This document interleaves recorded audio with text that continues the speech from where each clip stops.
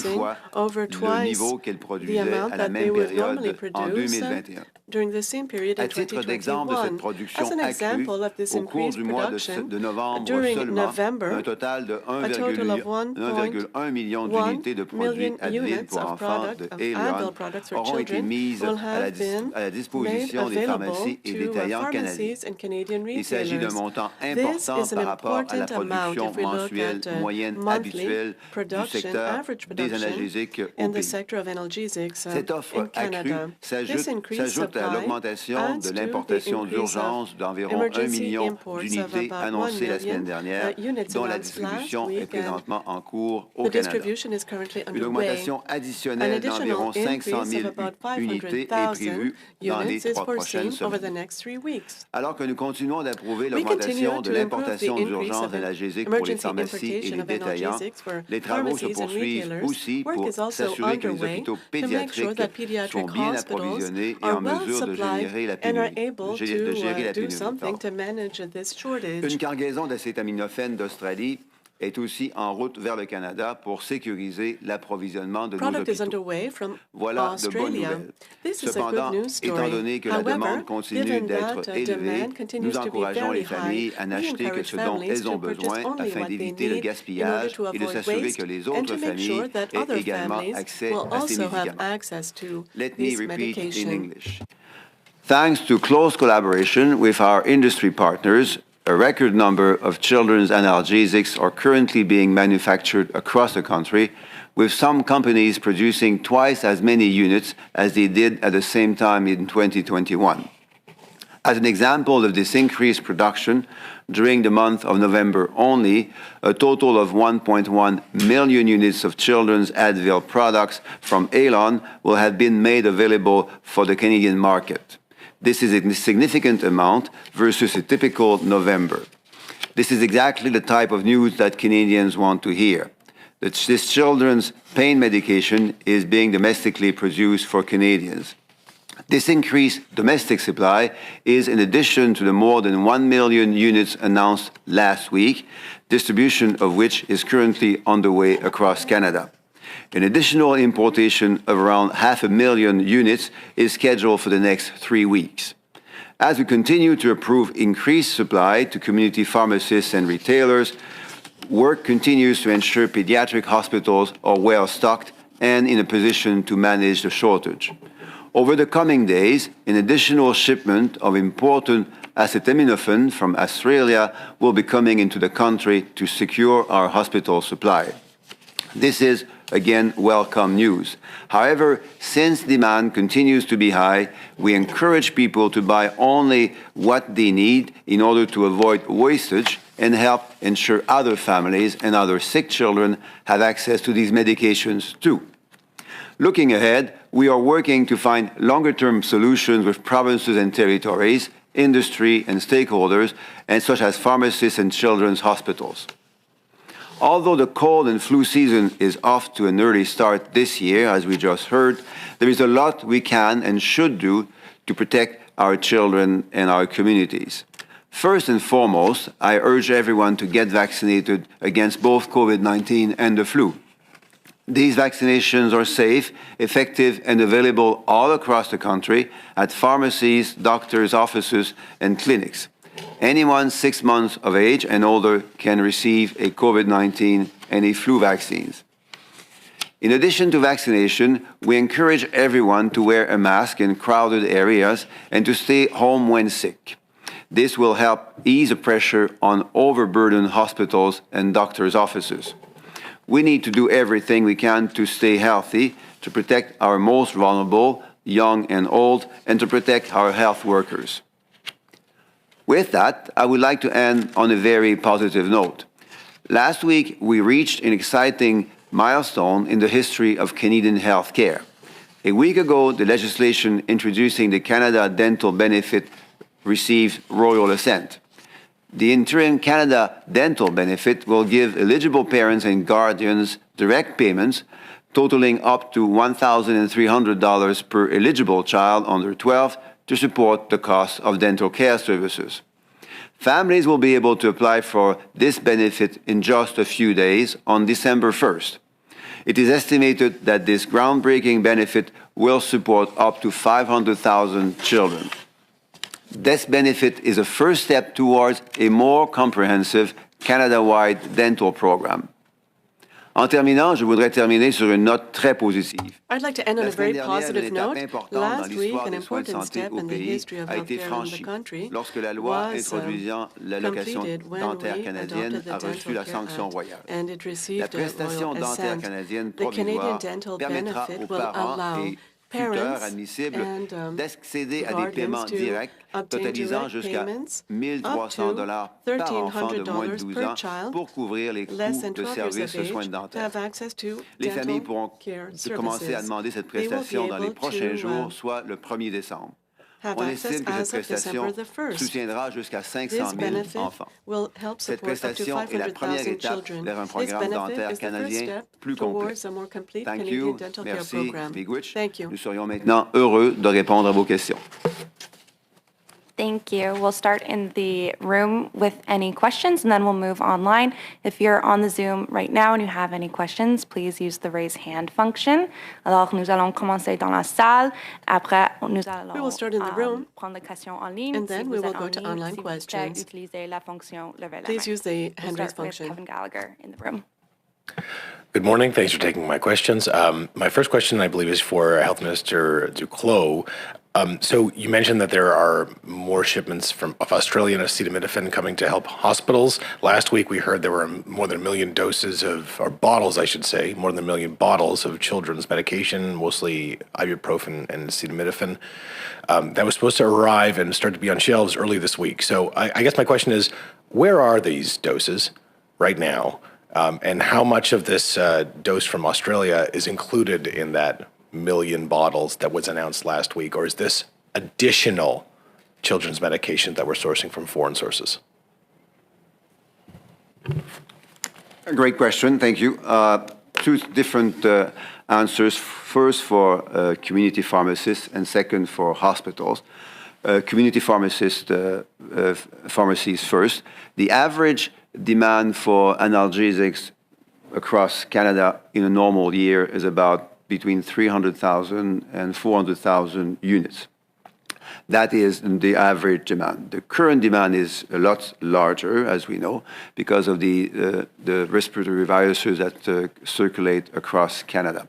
So the three good news is that domestic production has doubled over the last few weeks. I mentioned the case of Elon, whose production only in November was 1.1 million units.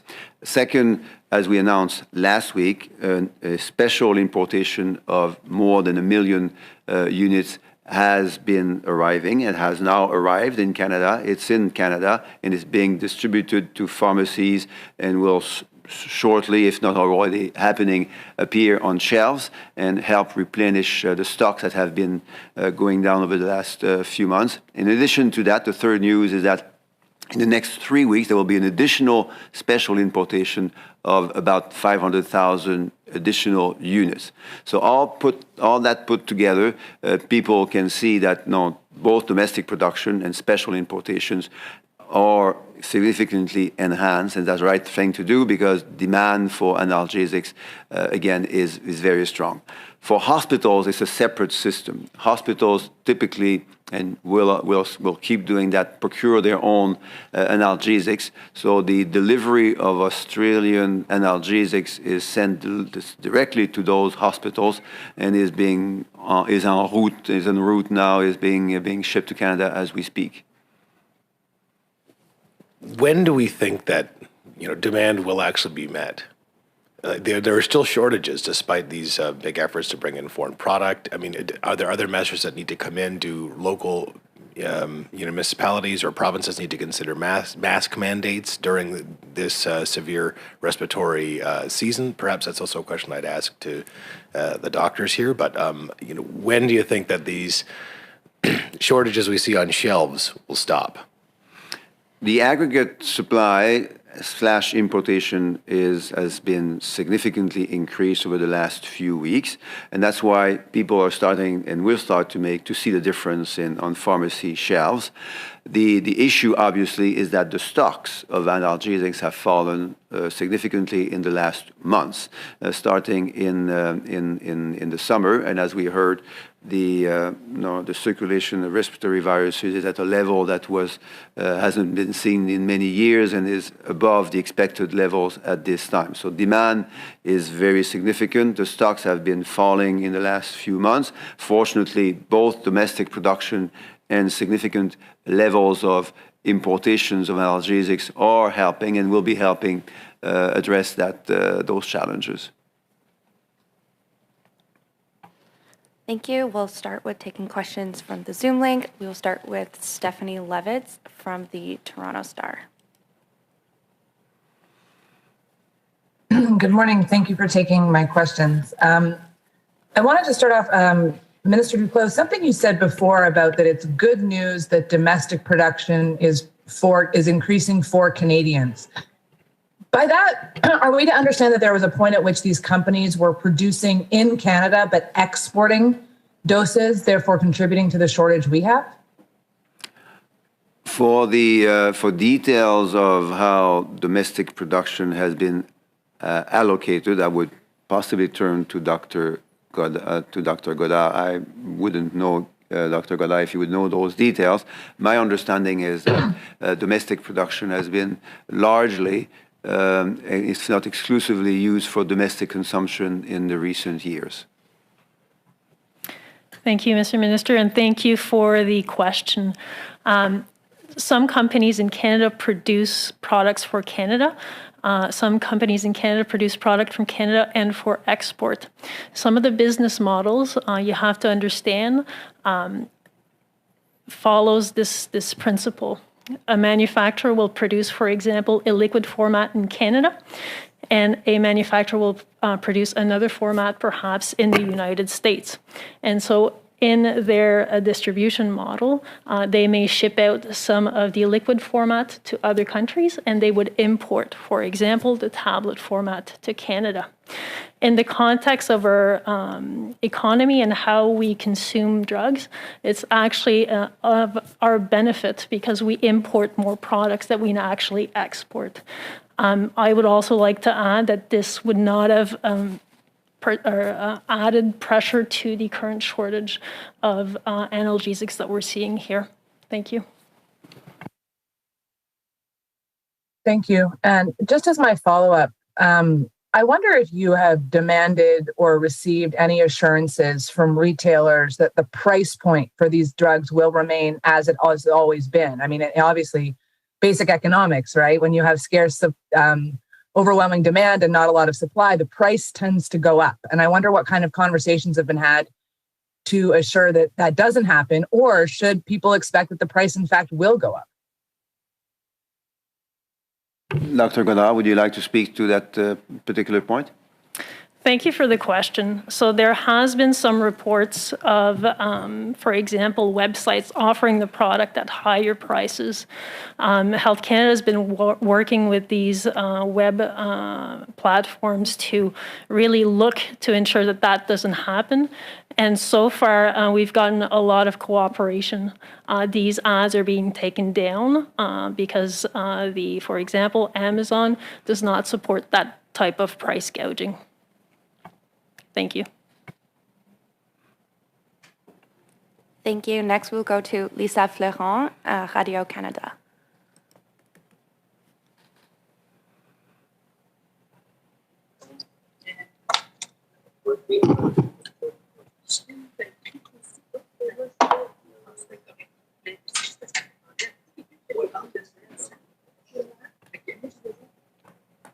Lisa, are you there to ask a question?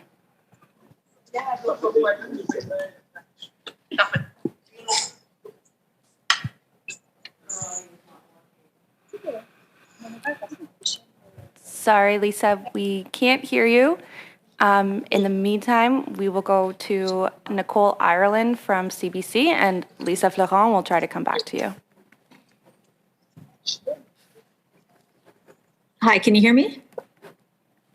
Yes, we can. Okay, perfect. Thank you. So Minister Duclos, I just want to follow up with a bit more detail on the 1 million doses of pain medication you say have already arrived in Canada. What is actually happening with those doses right now? And what's the earliest date you anticipate those being on pharmacy shelves? I'm just wondering what happens in between them arriving and getting to the pharmacy. Is it packaging, labeling? What's happening with that? And what's the earliest date it could be on pharmacy shelves? Well, thank you. Though these 1 million units of analgesics have arrived this week in Canada. Now, as we would expect, now they go through the retail system, and once they enter the retail system, then they go to community pharmacists everywhere in Canada. So, in some places, the shelves already show those units receive. In other places, it might take an additional day or so, but we'll expect that in the next week, the availability of those doses will be quite clear in shelves across community pharmacies across the country. Okay, thank you. And just I have a follow-up question for Dr. Tam about the rising cases of influenza. Now we know that part of the reason for rising rates of RSV, for instance, was because children had not been exposed before, and so therefore didn't have immunity built up. I think that was one of the factors you had discussed before. For influenza, what is the reason that more and more children are becoming sick with influenza this year? Thank you for the question. I think it's a similar phenomenon. We actually had very few reports of influenza in the last 2+ years. So I think that's partly the driver. What we're seeing, I think we saw that in the Southern Hemisphere in some countries as well, is a very rapid rise as people are, of course, increasing contacts, etc. right now. So there's a very steep rise, and the slope of which is steeper than what we've seen in most of any past season that I'm aware of. Thank you. Thank you. We're going to try to go to Lisa Florent from Radio Canada again and see if the audio is working. Lisa, if you can unmute yourself and we can try again.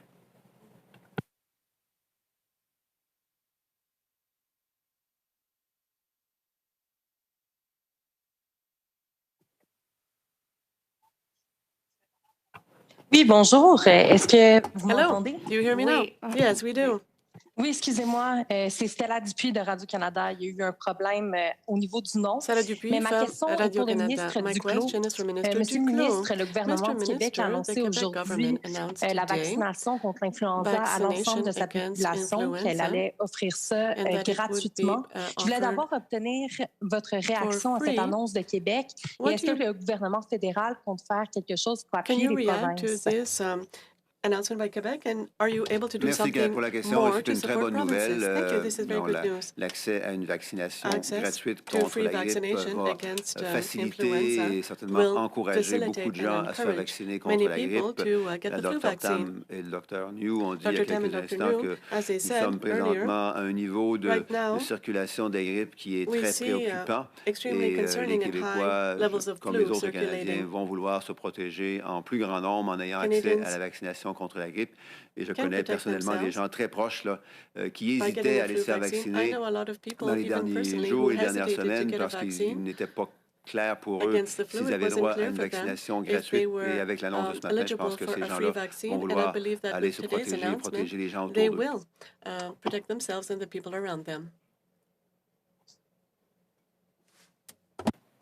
En suivi, vous avez une question? Do you have a follow-up? Oui, ma deuxième question, My j'aimerais, second si c'est possible, Monsieur le ministre, parce que vous avez répondu à la question aussi en anglais, vous posez une question sur la pénurie de médicaments. Vous parlez là, de doses qui sont attendues, et notamment d'Australie. Si vous pouvez détailler un peu quelles doses sont attendues et elles vont servir à quoi, quand est-ce que les gens peuvent s'attendre à avoir plus de médicaments en pharmacie. Très bien. La demande habituelle de doses, d'unités d'analgésiques au Canada, c'est entre 300 et 400 000 par mois. La demande actuel est beaucoup 300 plus and élevé avec la 400,000 doses a circulation des month is virus much higher respiratoires. now because Trois the bonnes circulation nouvelles. La of these première, c'est que respiratory la production viruses. intérieure a Number beaucoup one, augmenté, our en domestic gros production 2 has fois plus increased. qu'en temps habituel. We are producing 2, il y 2 a 1 times as million much de as doses during a normal year. d'acétaminophène et Many doses of d'ibuprofène qui sont arrivées cette semaine au Canada, qui sont en train d'être distribuées in Canada this dans les week and are pharmacies. now being Et distributed 3, throughout the il y a pharmacies. 500 And 000 3, doses we have additionnelles qui vont 500,000 arriver au additional cours des 3 doses that prochaines will semaines. arrive over the Donc next tout ça 3 combiné weeks. va All faire of en these sorte factors que combined l'offre et la will make sure disponibilité that d'analgésiques pour supply enfants va and être beaucoup plus availability importante dans les prochains jours et les prochaines semaines, ce qui est une pediatric bonne nouvelle. analgesics will Mais ça veut aussi be at a better dire que level. ces It stocks vont also continuer means à that être these stocks will en continue quantité to be restreinte replenished, par définition. Donc, but will also les be familles vont available vouloir in restrained continuer à quantities. acheter ce dont Families should elles ont besoin purchase seulement pour éviter le what they gaspillage et need faire en only sorte to que les avoid autres waste familles and also to puissent make aussi sure avoir that other accès families will à be ces able to have analgésiques pour enfants. access to these children's analgesics. Thank you. And if there are no more questions, we will end the press conference. S'il n'y a plus de questions, nous allons terminer la conférence de presse. Steph Levitz has raised her hand again if you have time to take one more question. Thank you. Steph? Thanks, I appreciate it. I thought I'd just sneak one in. I guess for the minister or for the department, how are you, based on the information that you have in hand now and your forecasting models, how are you figuring out whether more importation is going to be required or domestic production will in fact eventually meet demand? Like how far out are you forecasting needing to manage this problem at the federal level before the normal system takes over as it should? The answer is that Health Canada is speaking daily with importators, producers, distributors, retailers, pharmacists, pediatricians, pediatric hospitals. So these conversations happen daily. So we have daily insights and daily abilities to support the entire system and reconcile, as we saw, the strongly increased demand with the strongly increasing importation and domestic production of analgesics. And then just as my follow-up, who gets to decide where these doses are going? Whether it's the doubling of production or the importation? Like who ultimately is saying, okay, we're going to ship 10 bottles to Winnipeg and 1,000 to Halifax or whatever? How does that decision get made, if you could walk us through it? The answer is similar. It's based on those exchanges, which Health Canada is supporting very strongly, as I said, on a daily basis, making sure that pharmacists, pediatricians, hospitals speak to distributors, retailers, importators, and manufacturers. So by having all of these important partners work together and speak to each other every day, we can ensure that, as you said, the units that are available go to where they are most needed and in the most effective manner possible. Thank you. We will now conclude the press conference. Ceci termine la conférence de presse.